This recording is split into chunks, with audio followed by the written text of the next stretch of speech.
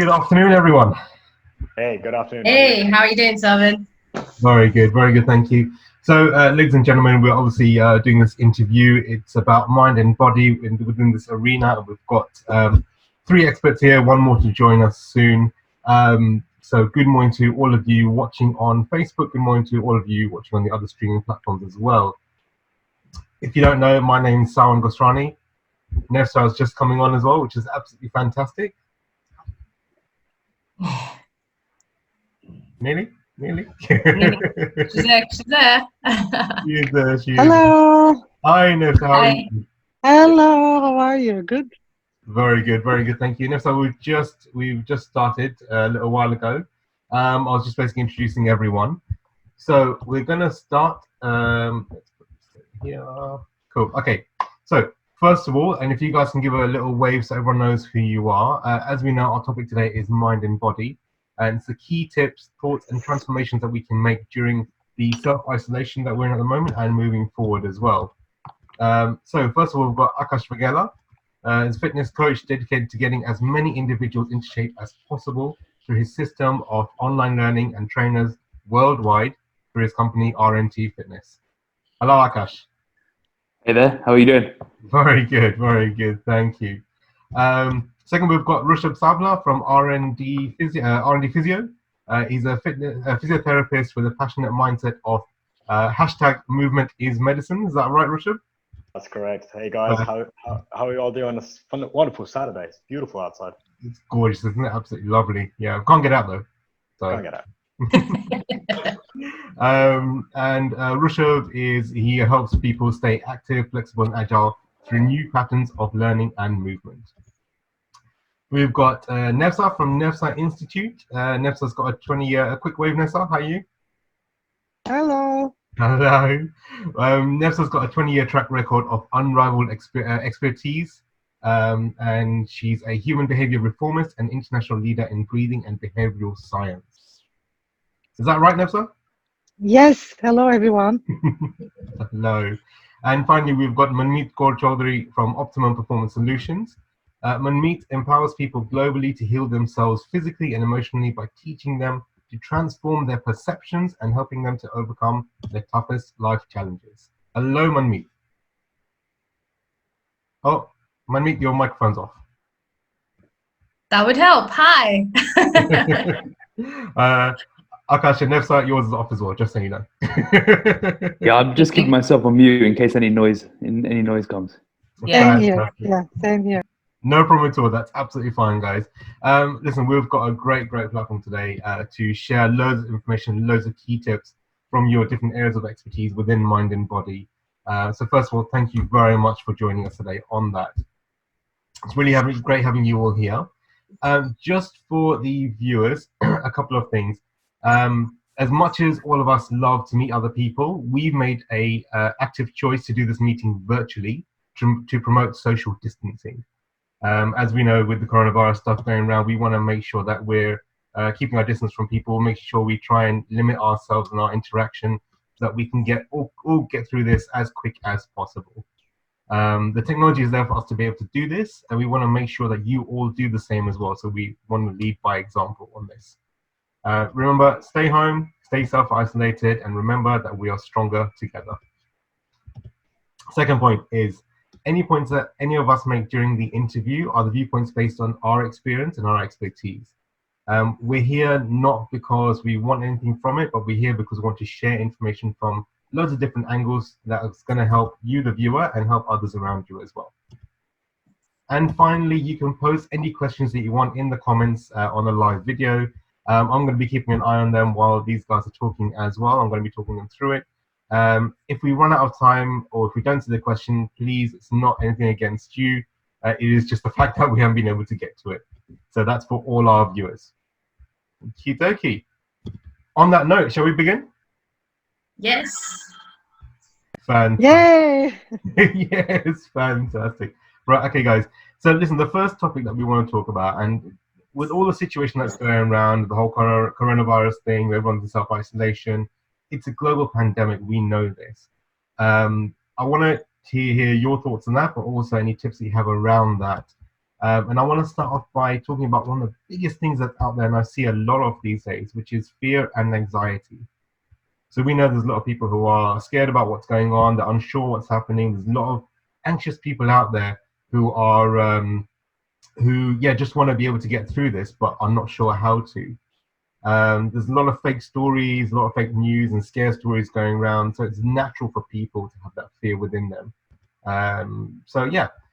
Manmeet, if I can start with you. Yes. From an emotional point of view, what's your take on this? What's your take on fear and anxiety around this whole situation? Well, if I'd like to redefine, I think first of all, fear, because a lot of people kind of, say there's some sort of fear of the unknown. Okay, but actually, in order to have any type of fear, we must have content in our mind. So there's actually never fear of the unknown. We already have content in our mind of what we're fearing in the future. And we've kind of heard that saying of false evidence appearing real being the acronym for fear. Well, if we take a look at that, it's really about, we think we're about to experience something in the future through our senses that's going to cause us more pain than pleasure, more drawback than benefit. And basically what we're doing is seeing one side of the equation. We're kind of looking at, if we look at the analogy of a magnet, anytime you cut a magnet in half, you're always going to have a positive and negative pole. You try and cut it in half again, you're still going to have a positive, negative pole. Well, our future is, as well as our past, is also like that. It has both sides.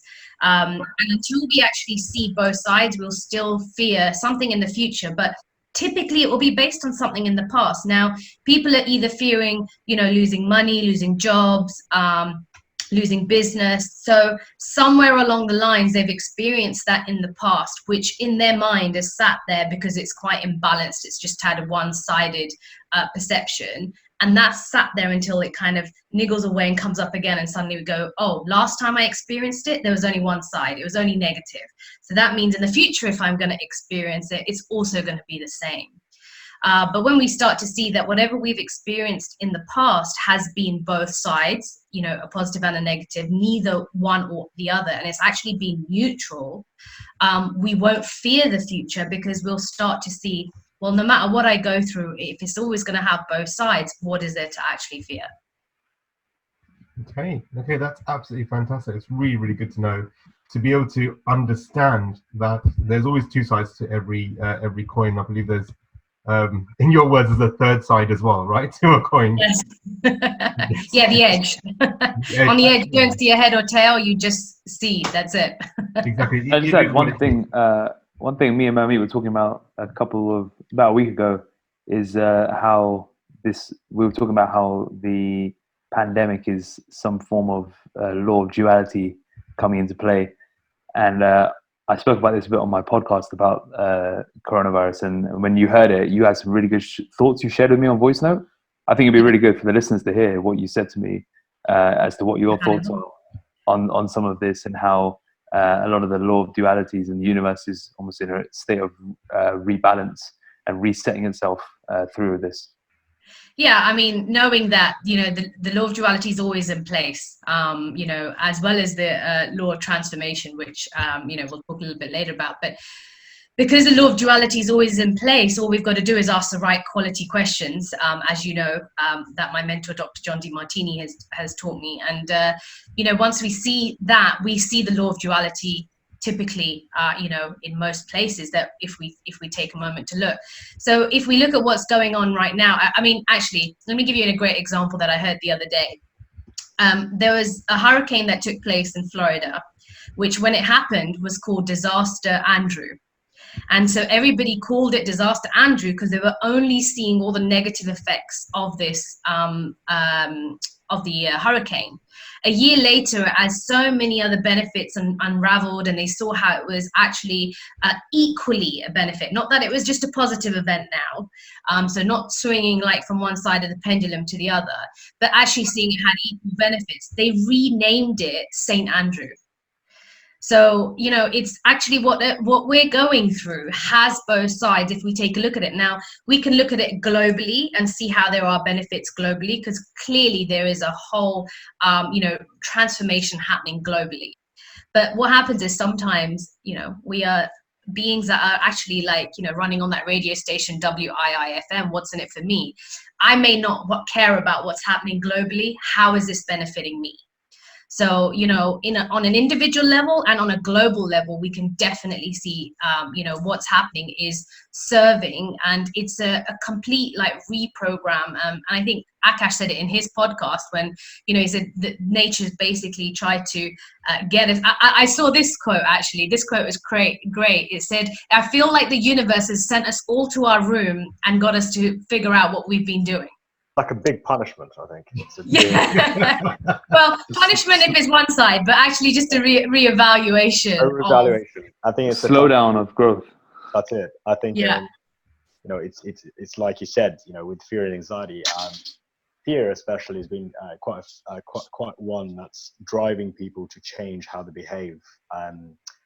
But more so in a way where, for example, I read a story. It's actually about fear and plague. So this man's walking through the desert, and he comes across fear and plague. And the plague goes to the man, "You see that town out there? We're going to go and kill about 1,000 people." So the man goes to the plague, "Oh, you must be very, very powerful," right? And he's like, "No, I've got fear with me. I'm going to kill 1,000, but the fear is going to kill 1 million. And right now, that's exactly what's happening, is the fear. If you look at the virus, actually, it's if we stop moving, the virus dies. It's as simple as that. If we stop moving and hopping from one place to another, keep our social distancing, that virus dies. If we stop panic buying, if we stop creating this fear, anxiety effect that we're spreading like wildfire, the virus will die. So yeah, it's quite an important one. But I love the law of duality. I think, Akash, that was a brilliant podcast, by the way. Thank you. Yeah, may I add something? Yeah, please. Yes. I'm also a meditation teacher, and I've been meditating for over 20 years in a very disciplined way. And I usually talk about the human and being, because when you look at humans, we are not only humans, or we are not only beings. So people who think we are just humans are mistaken, and who think we are just beings are also mistaken. And we see that duality everywhere, but we are human beings. So what's happening right now is actually like also telling us we have been investing on our human side for such a long time. The universe is saying, you know, go in. It's not like shutting us in, but it's more like seeing the message, what's really what the universe is trying to tell us. It says go within. So I think this is the perfect time for people to start meditating, to go in, because the whole scenario, what's going on when you look at it, it's saying go within. You lost your balance between your human and being. You were too much extrovert. You were too much. When you look at our lives, just a few months ago, when you look at people, how people were, you know, chasing one thing after another, and, you know, being out there, extrovert. There was this whole being extrovertness, and our male side was too much in the picture, and we lost our connection with our feminine side. And it's the same thing with women and men, because we all have that feminine side where we connect with the being, with our intuitions, and with our calmness.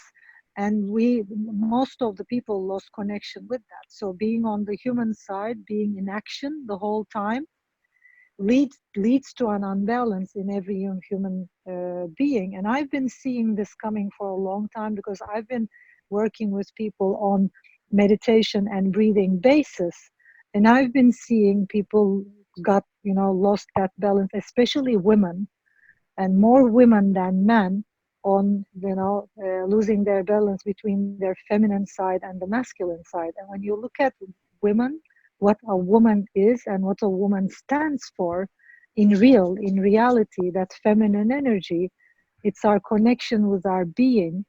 And women being extroverts, being out there, being in action the whole time, it leads to an unbalance in society, and also unbalance in the whole universe. So I think we should also look at that, like the universe is yearning for us to connect with our feminine side, connect with our being. It says stop, stop whatever you're doing. Stay in, go in, connect within, connect more with your being side, because you lost balance with your human and being. You're too much in the effort.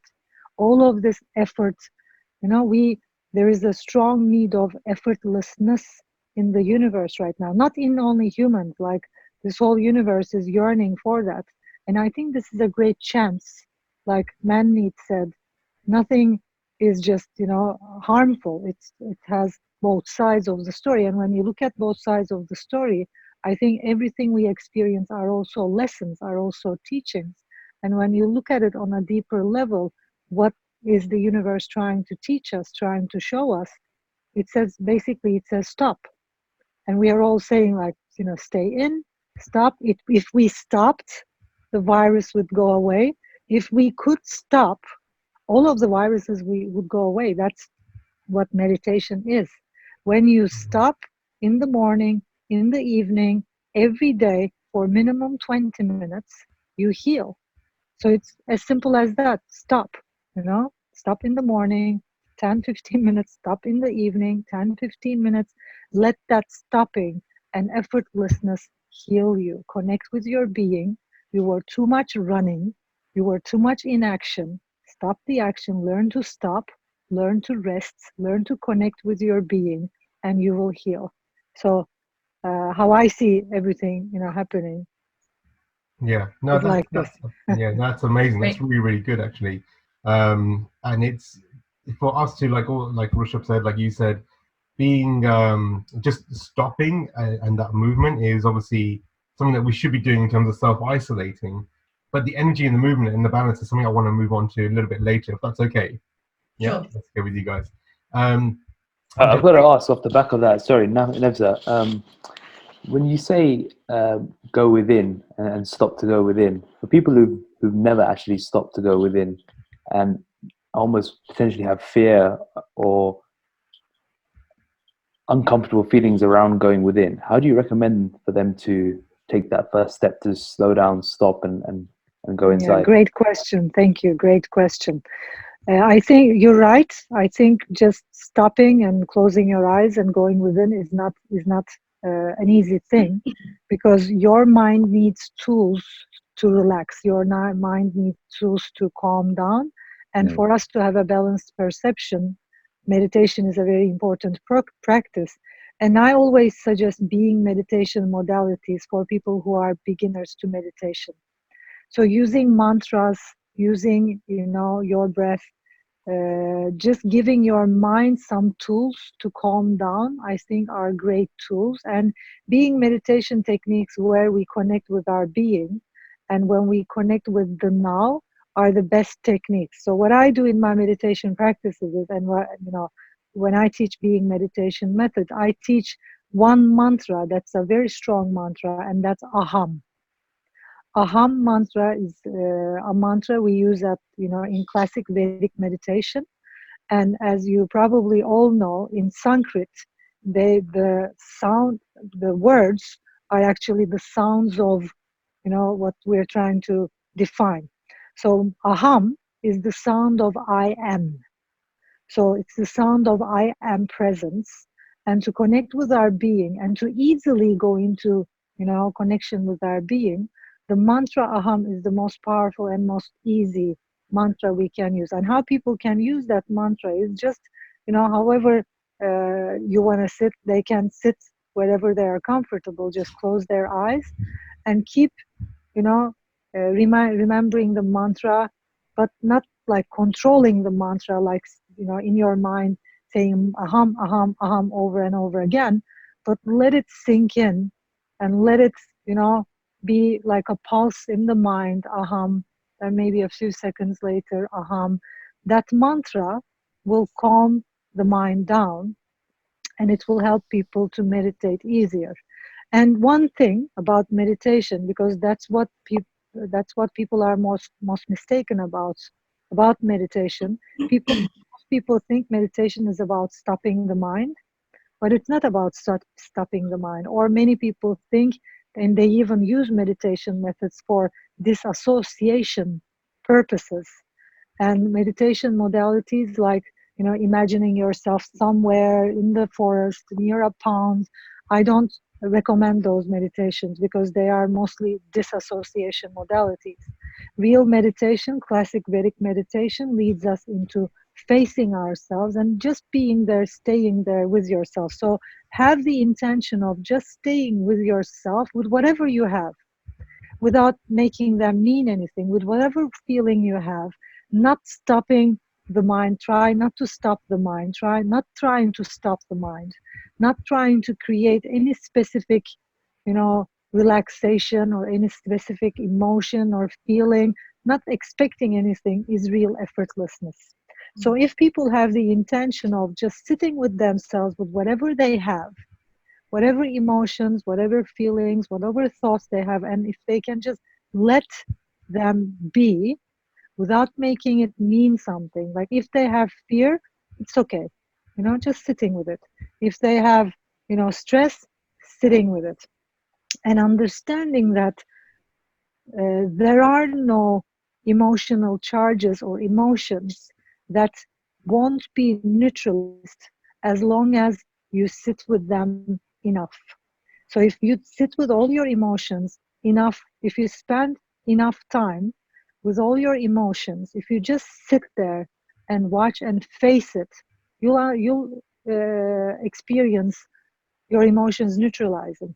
And that's the magic of meditation. Not running away, but facing yourself will neutralize. And it's beautiful for people to experience right now.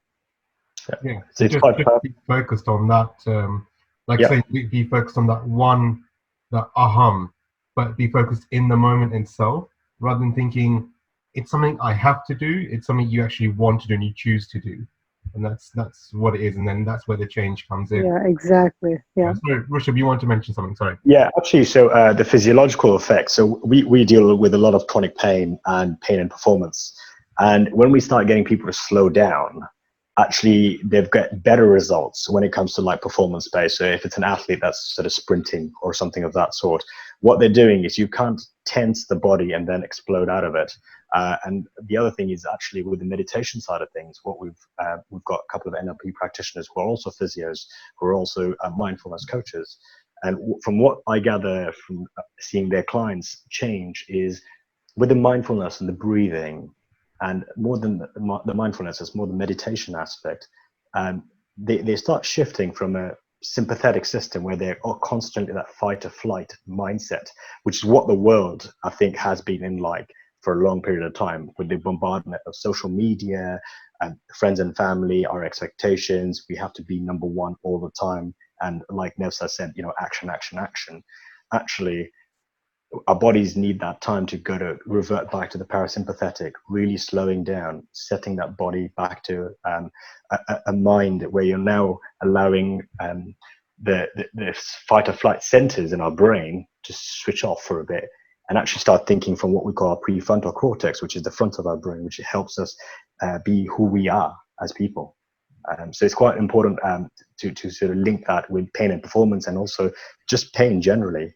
When someone's pain, when they've got fear and anxiety, their pain levels have shot up. They might just have a scratch on their hand, but for them, it might feel like an amputation.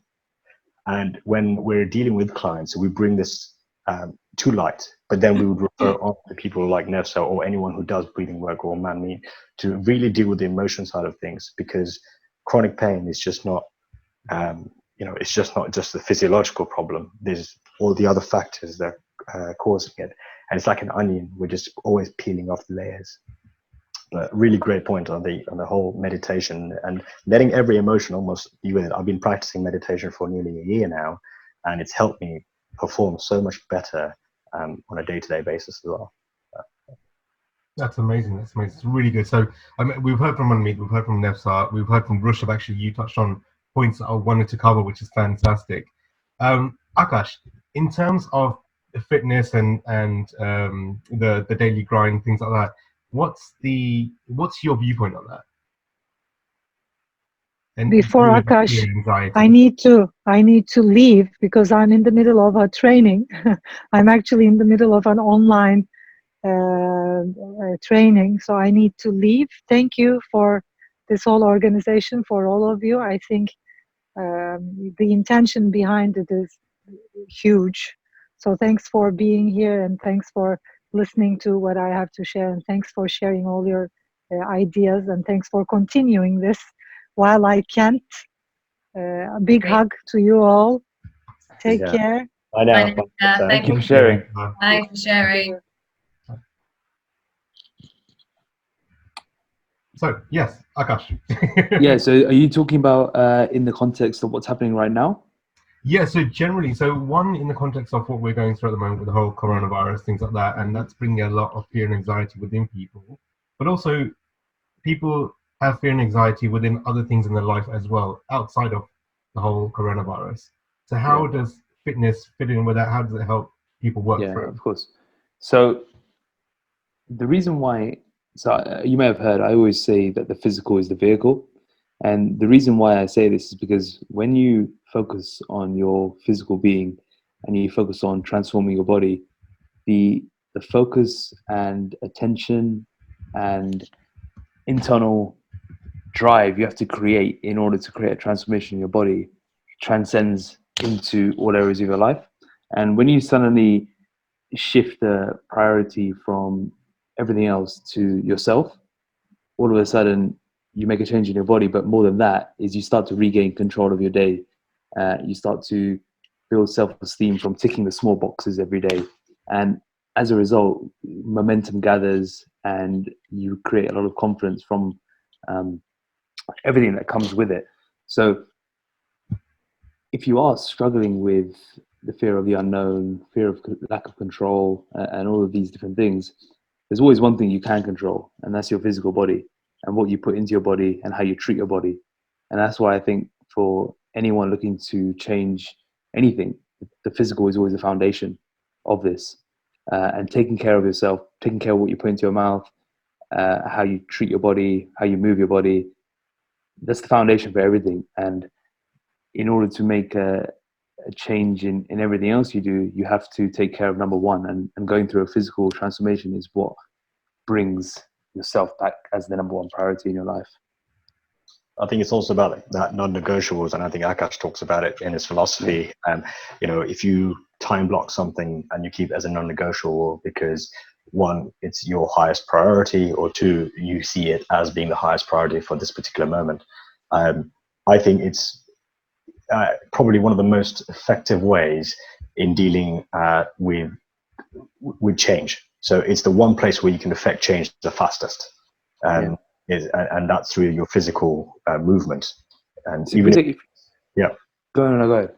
Yeah, even if you're doing something as simple as taking a 5 to 10 minute walk every 2 hours away from your desk, something as simple as that, but put it as a non-negotiable.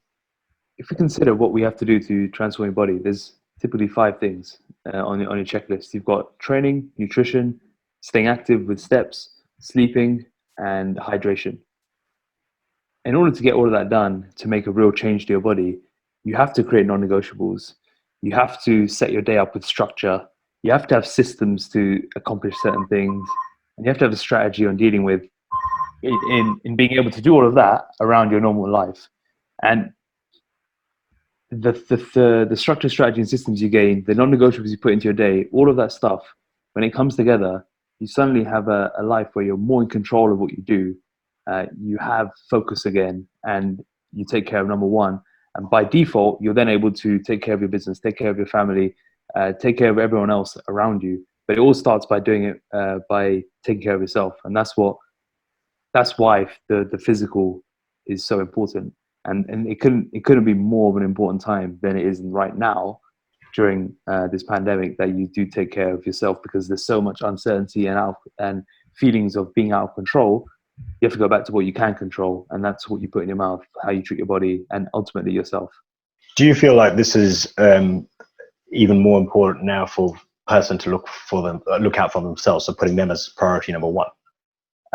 Because this is the time where everyone's living inside a house together. for longer hours than normally. We normally end up spending more hours at work for a lot of us. And all of a sudden now we're interacting so much more with members of our family. And again, I can see it in people's, in my own house, I can see that my mum wants to do everything for everyone. But then I had to sit her down and almost say, no, you know what? You were doing gym 6 times a week. You still have to put that into your program and look after herself, because I could see her feeling lost and trying to do everything for everyone. There's a misconception that taking care of your physical is selfish, but the way I see it is, how can you look after anyone else if you're not at your best yourself? If you're not at your mental and physical best, how can you look after your family, your clients, your business, your relationships, or whatever it may be? You have to at least slot those non-negotiables in on a daily basis in order to thrive in everything else you do. Yeah, it's like energy wise. So if you you can have like boundless energy, but if you utilize all the energy on other people, then at the end of it, you haven't got any energy to look after yourself. And if you don't look after yourself and you're not there, who's going to end up looking after all the other people? Yeah, and what happens then is you burn out, you make bad decisions, and all the decision fatigue that you've accumulated from looking after everyone else, you start making bad decisions for yourself. You start creating more poorer lifestyle habits. You start looking at crutches, where this is where things like alcohol, fast food, processed foods, being sedentary, all of these things just accumulate. And the next thing you know is your mental and physical health is down the drain. You're out of control. You're even more overwhelmed. You're stressed out, and things just spiral out of control. And that's what ends up happening if you don't take care of yourself. Manmeet, how would one shift? Some of them have just always known this. They've always known their priorities. They've always acted like, I need to look after everyone else. How would they start sort of going, like taking some of the advice that we were talking about today and start making some changes? Well, I think the first thing, just to add to Akash what he said, is that I think there's actually nothing we can control apart from 3 things in our life. That is our perceptions, decisions, and actions. So it comes into the physical, but it also comes into every single area of our life. If we perceive something, whatever meaning we make around it, we'll make a decision and then we'll act in that way. So if we don't have, health up in our highest priorities, we're not going to make decisions that are aligned with that. So it's going to come really down to, I think the first thing is most people go, well, how do I know what my priorities are? And, there's a whole value determination process that, I've learned through Dr. DeMartini, but to put it down to, 4 key questions that we can really do, I call them STEM, is when we look at our space, our personal space, we'll tend to keep things around us that are most important. Having moved from the office back home to work from home, I have pretty much all my priorities around me, but I was only allowed to bring obviously a certain amount because I can't carry the whole office home. So it wasn't until I actually moved back in my office and literally took a picture of what I'd bought, and I was like, oh, there's that priority, there's that. And literally my top 3 priorities just shone out where I kept around. So you'd look at the top 3 things you keep around you in your personal space. Then you look at what you're spending your time on. Now, time is something we've got so much more of, but we all have the same amount of hours, whether it be pre or during, the pandemic. So we're all going to spend our time according to those priorities as well. So looking at the top 3 ways we spend our time, the top 3 things that you spend your energy on, the things that we are energized by. And then, of course, what are we spending our money on? Interestingly, because I'm speaking to a few of my clients that, even though there is this whole thing about uncertainty around money and, the whole economy, you're at home. So some people are spending their money on their highest priorities. Like, I know that one of the, first things when we found out we were going to be on a lockdown, like everybody typically went online. There is no gym anywhere. There is no weights, no nothing that you can buy, right? And my coach from RNT Fitness and I were having a conversation. It was like, we immediately saw both sides. We were like, damn, I can't get it. And it was like, great to see so many people putting health up there, So it was like, you're also going to be spending your money on that. Now, when you identify your priorities, and you have what I call that GPS, because that's what is directing you. That is the one that is, telling you turn this way, turn this way.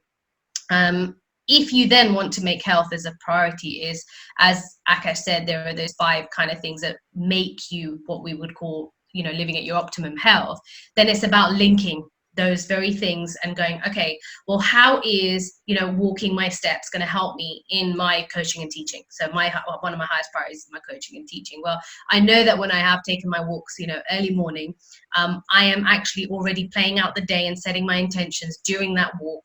I'm listening to something that's actually expanding my knowledge to help me in my coaching and teaching.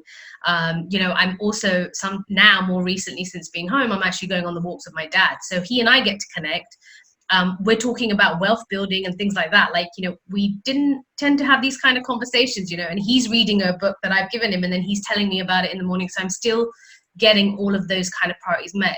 So you will tend to only do something if we see there's a benefit to us in our priorities. Otherwise, we wouldn't do it.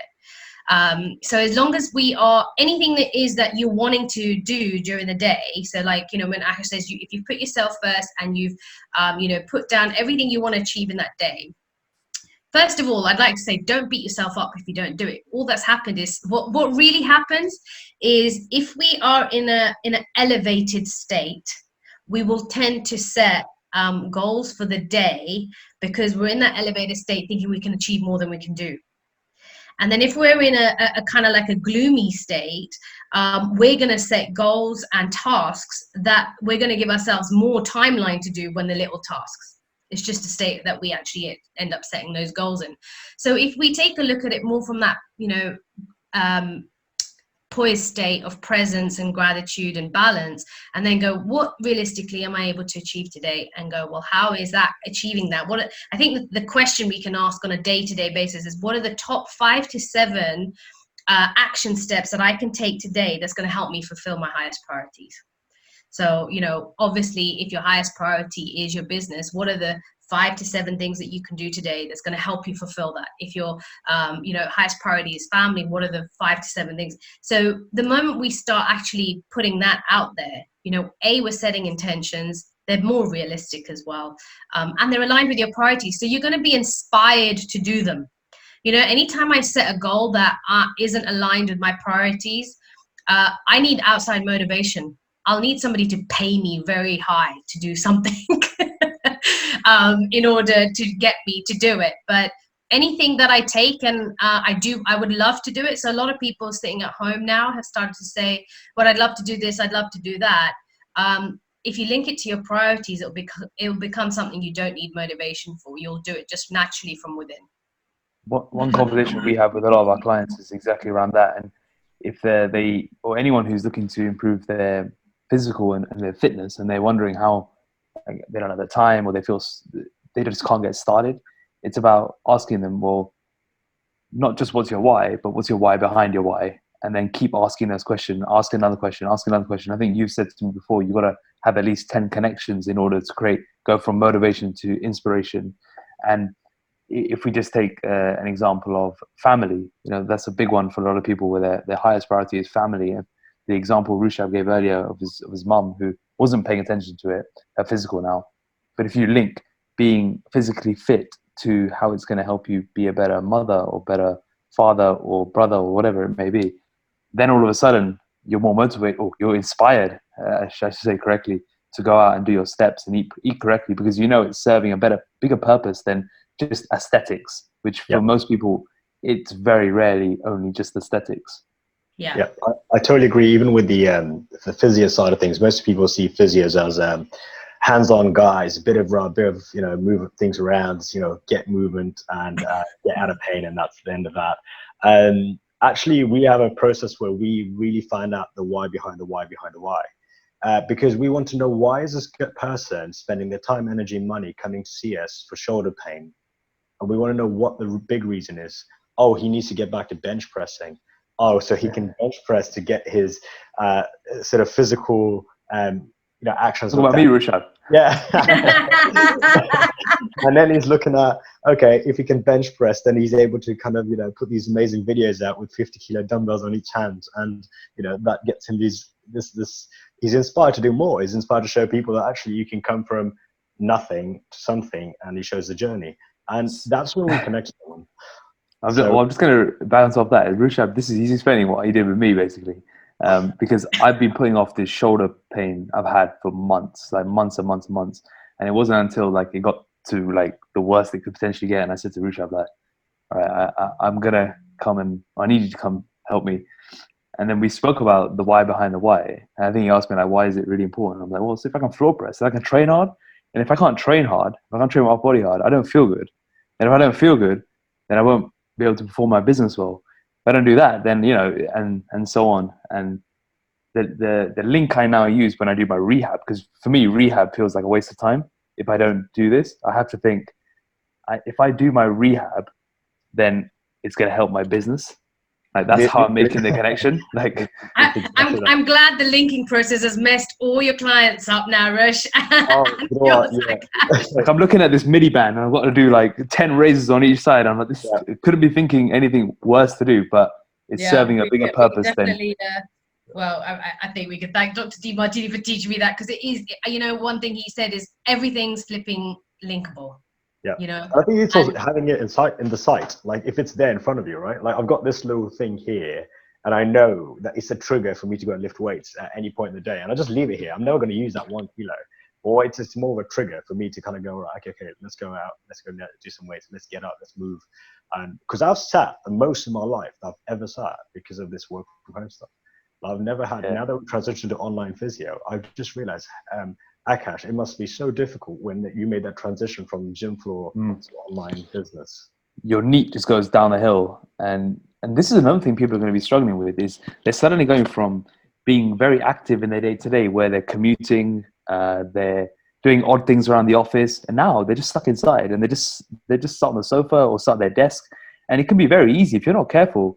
You might go through a day where you've not moved at all, and you have to be very conscious about this, because there's some ramifications here if you're not careful. But if you go from a place where you're always active to now suddenly completely sedentary, that's going to cause weight gain. It's going to cause lethargy. Your energy is going to go lower, fatigue, all these sorts of things. So you need to be really careful in being conscious to stay active in this period. And there's obviously the rules around self-isolation. So you can only go out for once. If you go out once, you've got to maximize that time you do go out. So we've been telling people, you know, instead of going for like casual walks, go and run your steps. You know, obviously there's caveats in place, but the idea is you've got to maximize the time you are being active. And throughout the day, there's always things you can do. You can walk around the house, but outside of that, you can stay active with little circuits or small training sessions. There's more you can. It's funny, Mami was saying earlier about just how many people are actually worried about their health and not having access to a gym. I had no idea so many people were this stressed out about gym being closed down, because normally most people don't even worry about their gym memberships, and now all of a sudden, now that it's shut, they all want to go, right? And they all want to. It's that whole thing. Oh, we lost Rush there. I think it's the whole thing of like when you're told you can't do something, you want to do it more. It's it's actually called the universal law of heuristic escalation. The more you try and control, the more it's trying to, you know, elude your control. So the more we're trying to be told to, you know, either not go to the gym, it's like, okay, if you're allowed out once, everybody just wants to be out, you know? Yeah, well, I was saying to someone the other day, I was like, you're going out for a walk now and everyone's running. Everyone's, people are doing workouts in the park. And if you go normally through a park, you don't see any of that. You just see, so, I mean, there's positives out of all of it.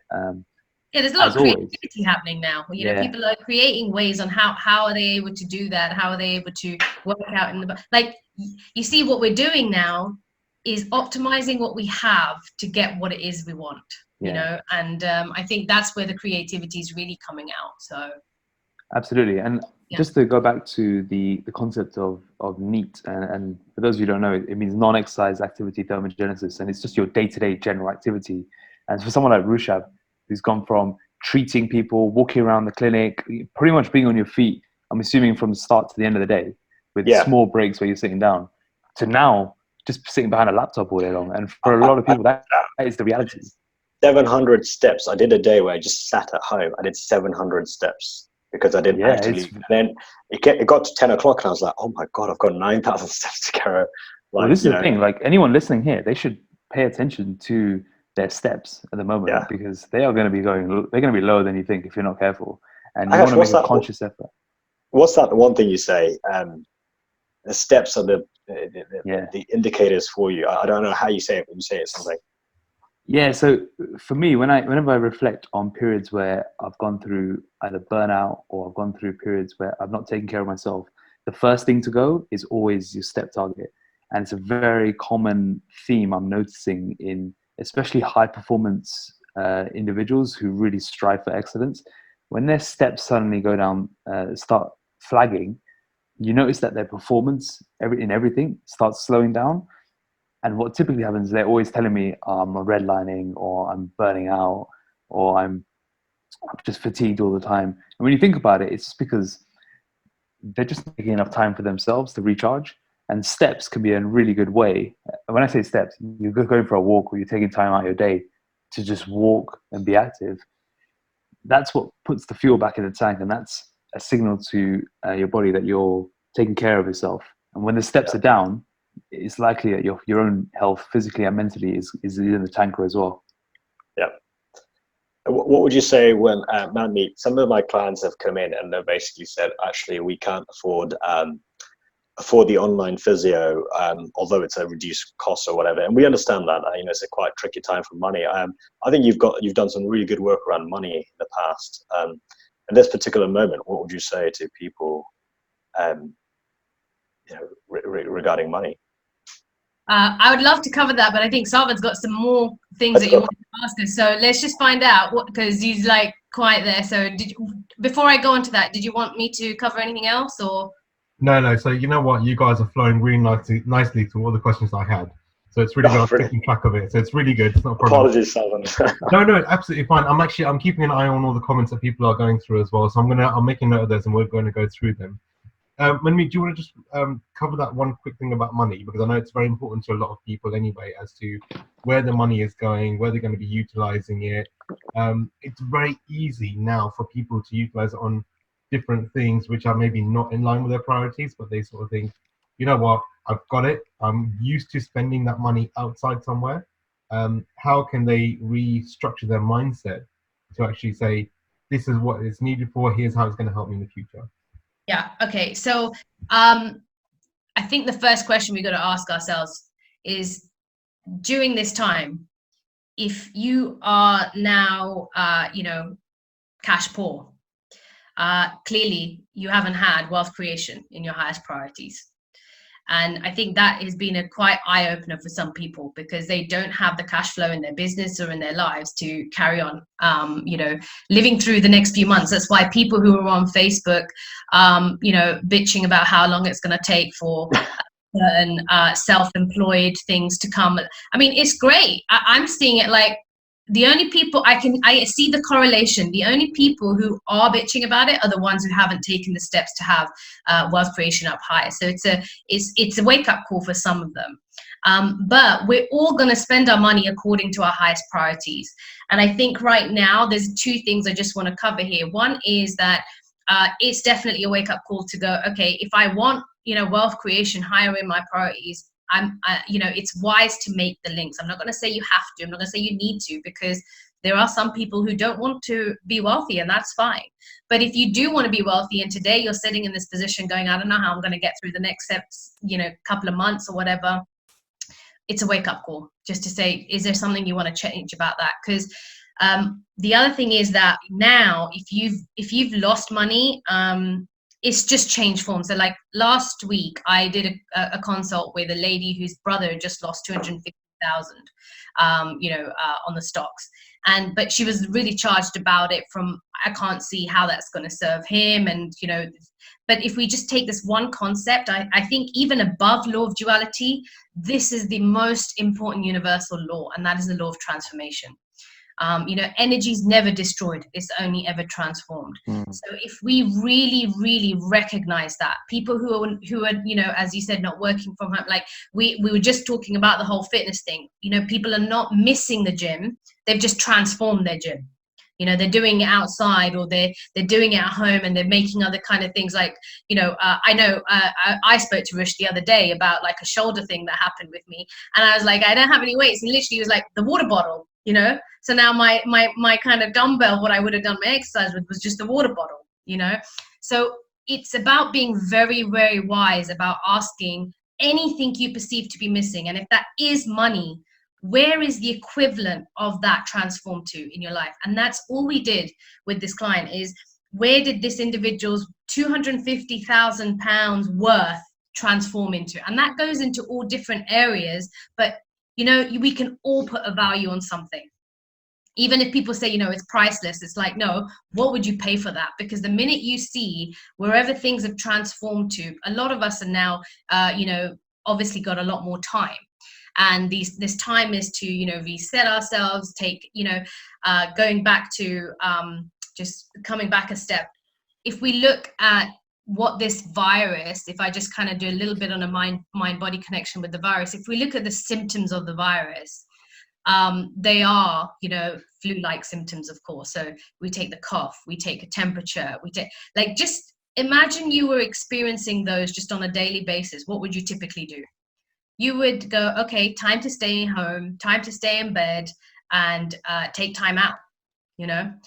So if we look at those symptoms and the psychosomatic reasons behind that as to why this virus, if it's affecting so many people globally, look at the feedback behind that and go, okay, well, if that's what it's doing on an individual level, it's getting everyone that's being affected by it and those who are not affected. So globally, we are, as Nevsha said earlier, is being forced to stop, reprioritize, and actually take a look at our life. And I think this whole thing around things being shut down, money-wise, economy, that, you know, I'm thanking the universe for getting people to also stop and look at their finances, you know, and go, well, is this a position that I actually really want to be in? And I think the one thing, you know, that we do kind of cover around finances, I don't want to go too much into it because I don't want to take too much time up now, is around, you know, emotions around that. Because, you know, Warren Buffett said, until you can't manage your emotions, don't expect to manage your money.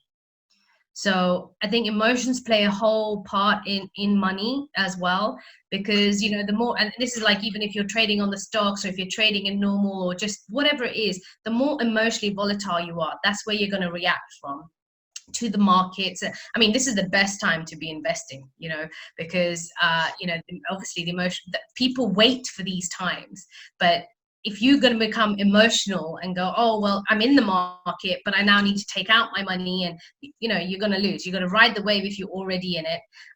But also look at investments that you can go into that obviously, you know, a great time to buy as well.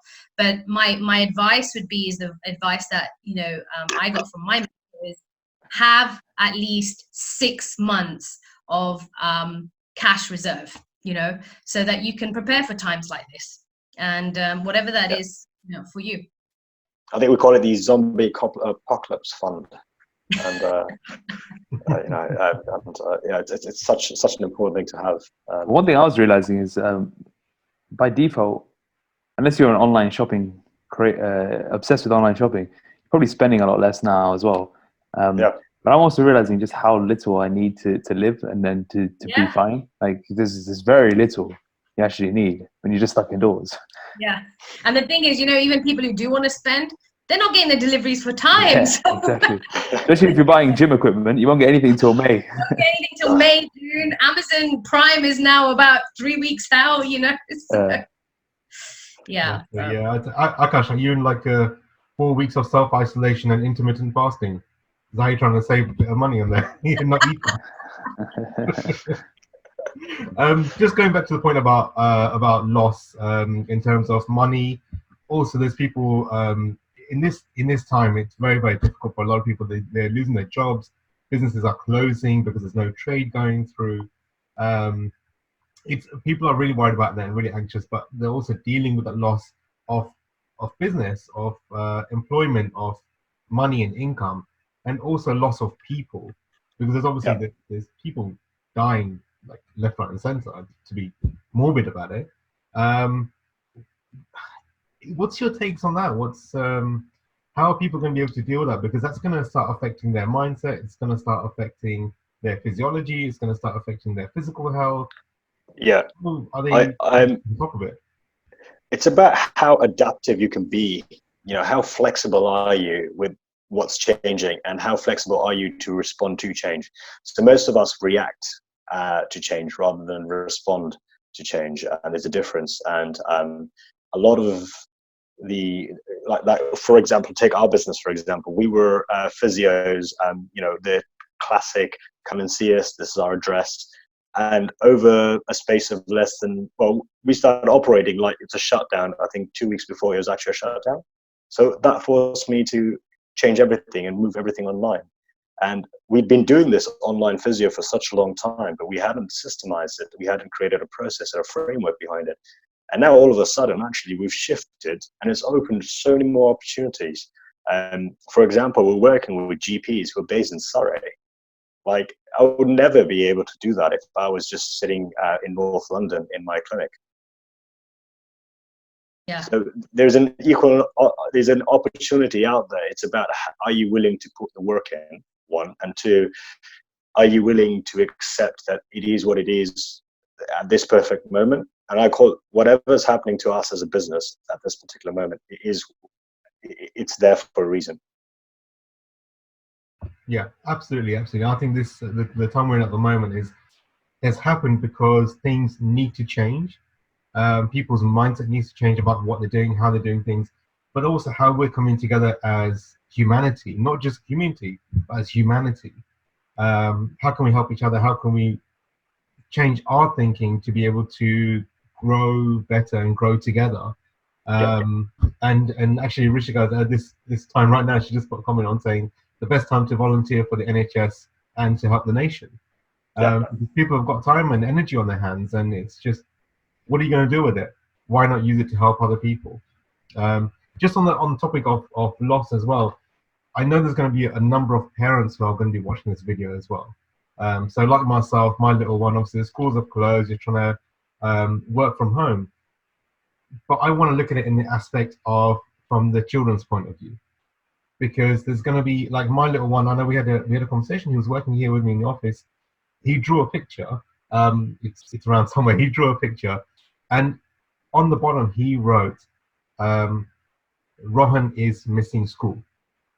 And it's not something that he's verbalized, it's not something that he's discussed with us before, but it's actually something that's coming out. So I think it's very important for parents to talk to their children about what's happening and be completely open. Don't be scared of the fact that the answer might be, yes, I am missing school. Yes, I am missing my friends. But if you ask the question and you know what's happening, then the children know that they can talk to you about it, and then you can work through their emotions. And exactly like Manmeet's saying, it's the law of transformation.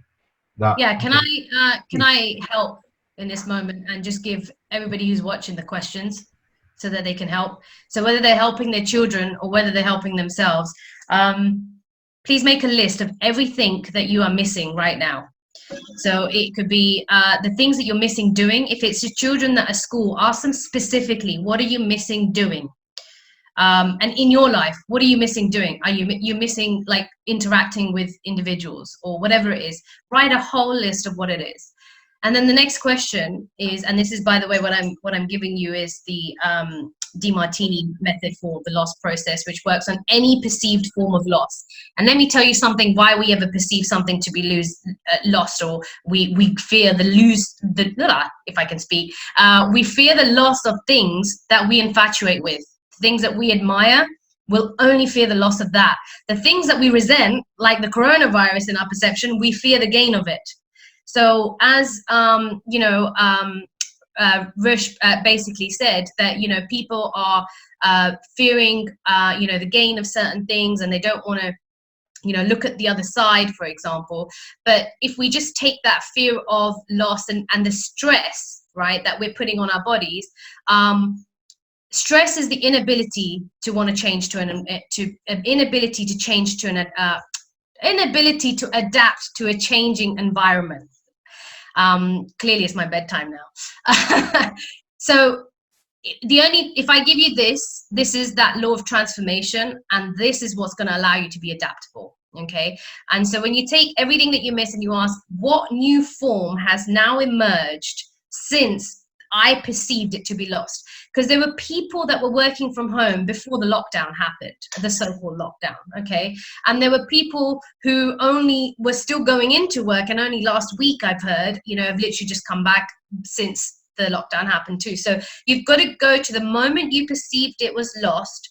Where did it transform to? What was the form? It can be form of one and many, male, female, close or distant, and some of it could be self and other. So you could be taking on some of the things. Then you would ask, what are the drawbacks? What were the drawbacks of the old form? So if you had your son, right, and you said, Rohan, when you were at school, and let's say it was painting or whatever, when you did painting at school, what were the disadvantages and the drawback? What did you not like about it? Because the only reason they're missing that is because they think it's great and it's amazing and they're just seeing one side. So the moment they start to write enough benefits, you don't want to go too fast so they resent it. You just want to go, can you see that doing the drawing at school had both benefits and drawbacks? The moment they say yes with certainty, you move on to go, what are the benefits of the new form? Because this is the key thing that causes depression, anxiety, and everything, is that people start seeing the life that they wish they had as on a fantasy, on a pedestal. So they're saying, I'm missing this, and then what's happening in their life is down in a pit. The moment you ask those 4 questions, what am I missing? Where is the form now? What's the drawback of the old form? And what's the benefit of the new form? You will be grateful for and see the transition of what you perceive to be lost has only changed form. Because, and I'll leave you with this quote, masses live in a world of gain and loss. Masters live in a world of transformation. The more you're able to see that, the more you're going to adapt to the change. It's fire right there. Powerful. I like that one. Okay, listen, guys. I've gone through everything that I need to go through. You guys have flowed through it really, really nicely. We've had loads of people joining us on Facebook on the live. Loads of really nice comments coming through, saying thanks for the advice. It's been super helpful. And this is obviously why we set this up, to be able to help people, to support people, to be there. There's a number of different questions which I haven't been able to ask from the viewers. But I am wary of your time. I'm wary of the viewers' time. Because people need to, people need to stay at home. I don't know, something like that. I just want to say that if you've got anything else, please do put in the comments on the Facebook Live. And if for the viewers, if you have any other questions, do put it in the comments below. We're going to leave it up, and then we'll try and answer those questions and those comments as quickly as we can. But thank you so much from myself, from Manmeet, from Rushabh, from Akash, from Nevsar. It's been absolutely fantastic for us to be able to share information with you, and we really appreciate it. We're so grateful that you have been here watching us on this. Is there anything you guys want to add? Interviewing us, Sarvan. Thank you so much. Yeah, thank you, Sarvan. It's been great. I really appreciate all of you spending your Saturday hour with me. Thank you. Thank you. Thanks, Akash. Thanks. Right, Thanks, okay. God bless everyone. Stay safe, and we're going to make a move. Look after yourselves, look after your family, and look after the world. Cool. Take care. Bye-bye.